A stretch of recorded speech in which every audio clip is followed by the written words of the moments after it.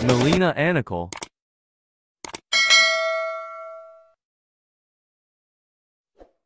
Hello everyone! I'm here again, Melina Anical. Ang tutorial natin ngayon ay tuturo ko sa inyo kung paano mag-update ng Messenger Facebook update.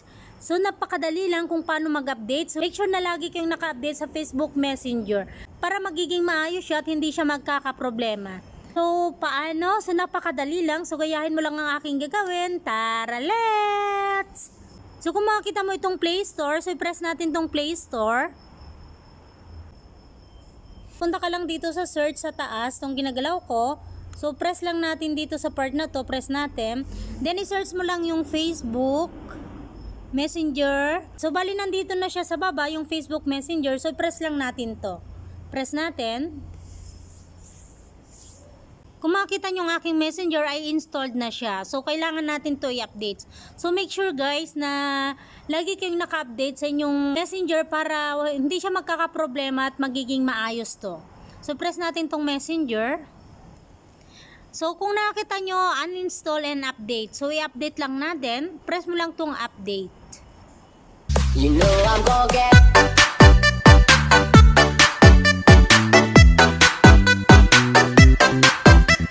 Yan, so 0% na siya. So antayin nating magwa 100% to. So makikita mo to, cancel. So ang magpapakita dito mamaya pag naka 100% na siya, so makikita mo dito open. So meaning, so okay na ang iyong Messenger. So na-update mo na siya.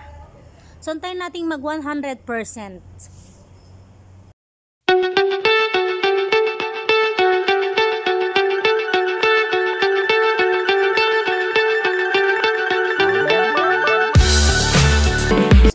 So installing na siya.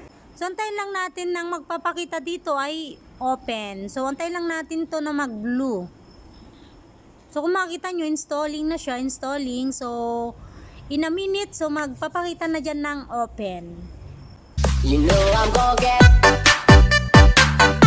So ito na guys ang ating inaantay. So nakalagay na dito na open. So meaning hindi na magkakaproblema ang ating Messenger. So okay na siya.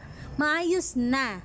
So that's it for today. I hope na nakatulong ako sa inyo sa tutorial ko na ito, especially sa mga baguhan na hindi pa marunong kung paano i-update ang ating Facebook Messenger. So see you on my next tutorial. God bless us all. Thanks for watching. Bye bye.